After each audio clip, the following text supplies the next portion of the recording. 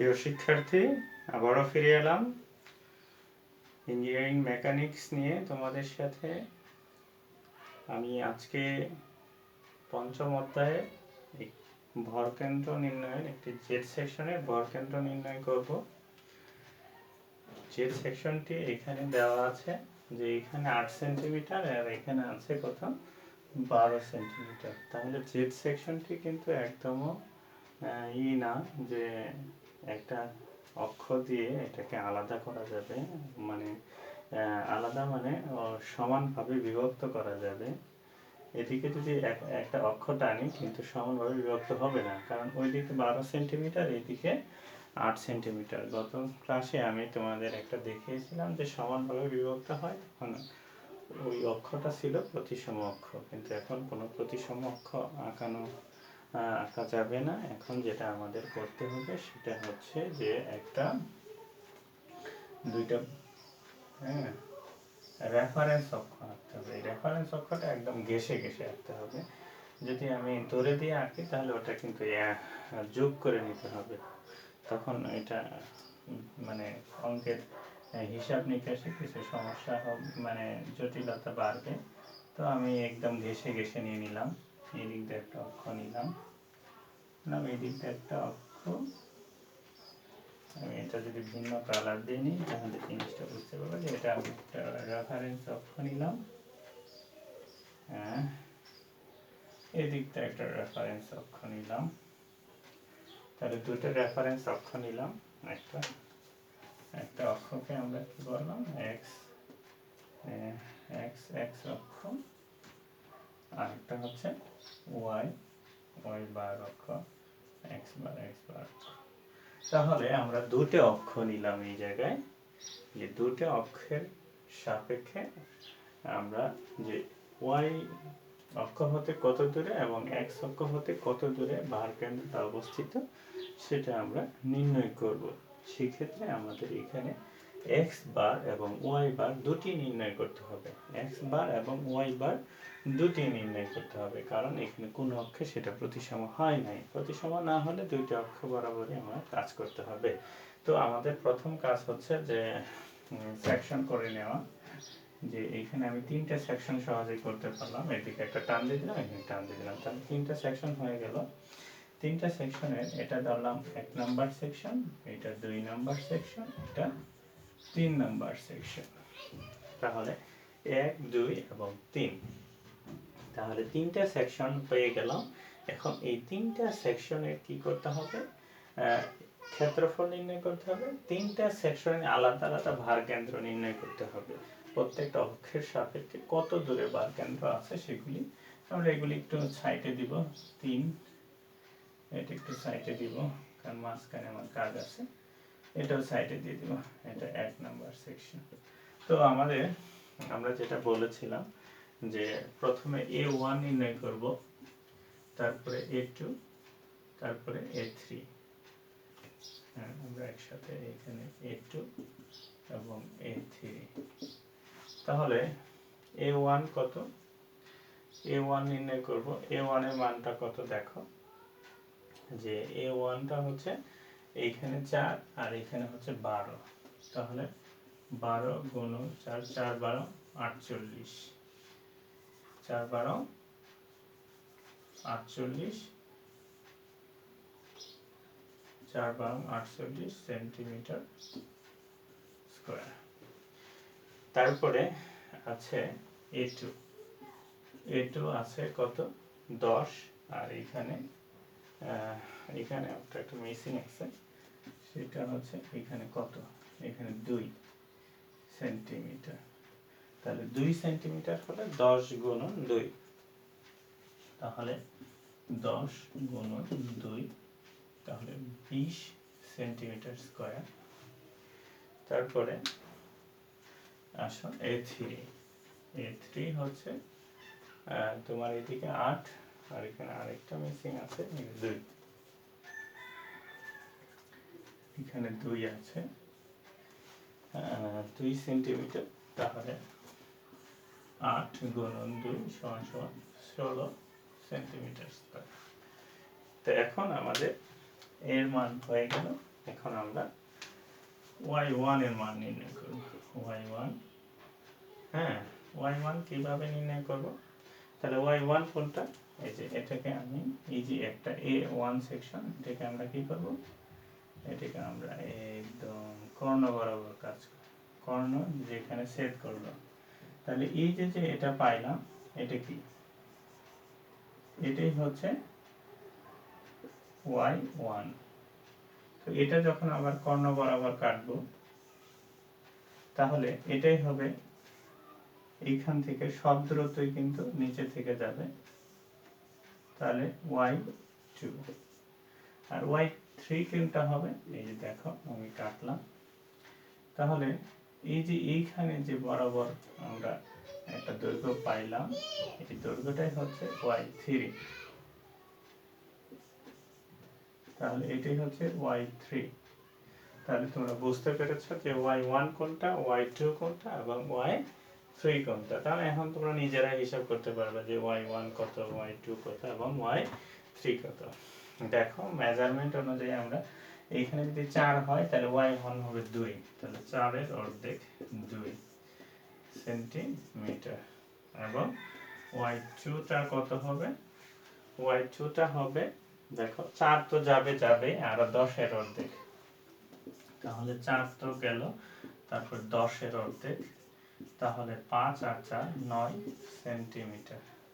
তারপরে y3 আসো, হ্যাঁ, y3 আসো, y3 কত? দেখো y3 এখানে 4 আর 10 কত? 14, 14 আর 2 এর অর্ধেক, তাহলে 14 প্লাস 2 এর অর্ধেক, তাহলে কত হলো? 15 সেন্টিমিটার। তাহলে এই যে আমরা এখন কি নির্ণয় করলাম, চিত্রটা ভালো করে বুঝবা, চিত্রটা সুন্দর করে আমি একদম ক্লিয়ার করে চিত্রটা এঁকেছি, হ্যাঁ। এইখানে কোনটা y1, কোনটা y2, কোনটা y3 সেটা কিন্তু এখানে দেওয়া আছে। তারপরে আসো x1, x2 এবং x3, এই তিনটা জিনিস আমাকে এখন নির্ণয় করতে হবে। তো তিনটা জিনিস নির্ণয় করার জন্য আমাকে এইখানে চিত্রে আমরা যাইতে হবে। চিত্রতে দেখো যে এই যে ভারকেন্দ্রগুলি, সেগুলি এই পর্যন্ত, একদম এই পর্যন্ত দূরত্বই হচ্ছে x1, এটাই হচ্ছে x1। আর এই যে এটা তো 10, একটু নিচে লিখি, 10 সেন্টিমিটার। তারপরে এই যে এইখানে আছে, এই পর্যন্ত দূরত্বই হচ্ছে আমার x2, এবং এই পর্যন্ত দূরত্ব হচ্ছে, এটা 3 নম্বর সেকশন, এই পর্যন্ত দূরত্বটাই হচ্ছে আমার x3। তাহলে বুঝতে পারলাম যে x1 কতটুকু? x1 হচ্ছে যে এই অক্ষ হতে ওই সেন্টার অফ গ্র্যাভিটি পর্যন্ত দূরত্ব, x2 হচ্ছে এই 2 সেকশনের সেন্টার অফ গ্র্যাভিটি পর্যন্ত দূরত্ব, এবং 3 হচ্ছে 3 সেকশনের সেন্টার অফ গ্র্যাভিটি পর্যন্ত দূরত্ব।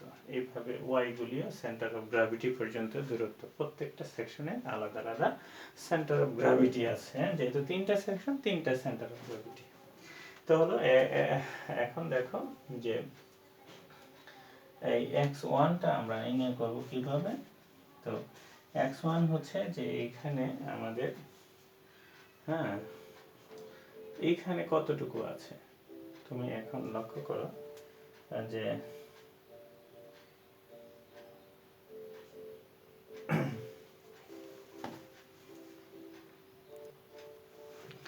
দেখো যে এইখানে আমাদের প্রথমে যেটা করতে হবে সেটা হচ্ছে যে এই পরিমাণটা কত, যে এখানে যে 8 হয়, 8 থেকে এই যে 2 বাদ, 8 থেকে 2 বাদ দিলে কত হয়? এইটুকু আছে 6, তাহলে এইটুকু 6, অর্থাৎ এই সম্পূর্ণটুকু 8, 8 থেকে 2 বাদ দিলাম, 2 বাদ দিলে 6, 6 এর সাথে আরো 12 এর অর্ধেক, তাহলে 6 প্লাস 12/2, তার মানে 12 সেন্টিমিটার, ঠিক আছে।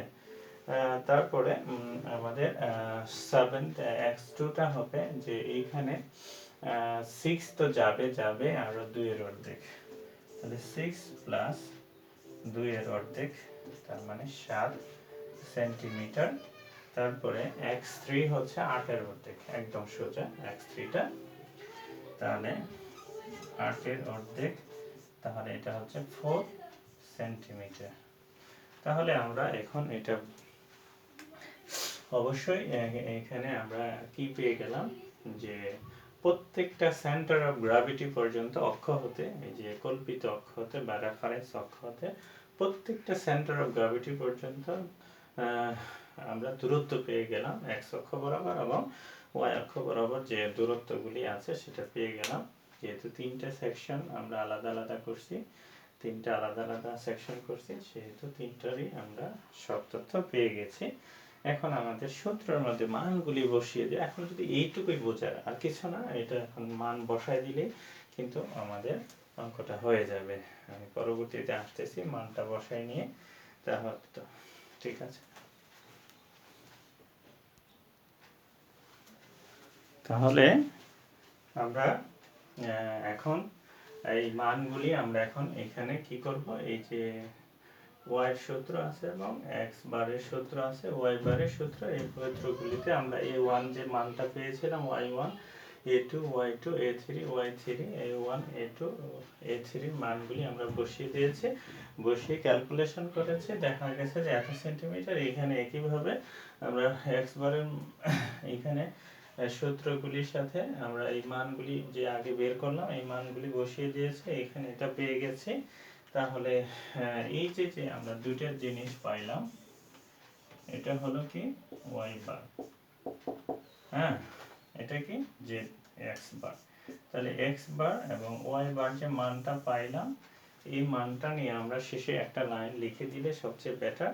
সেটা হচ্ছে যে সেকশনটির ভর কেন্দ্র এই x অক্ষ হতে কত দূরে অবস্থিত, যে 9.29, x অক্ষ হতে 9.29 এবং y অক্ষ হতে 6.14, y অক্ষ হতে 6.14, 6 তো এই যে এই জায়গায় তো আমরা জানি যে এই জায়গায় 6, তো 6, হ্যাঁ,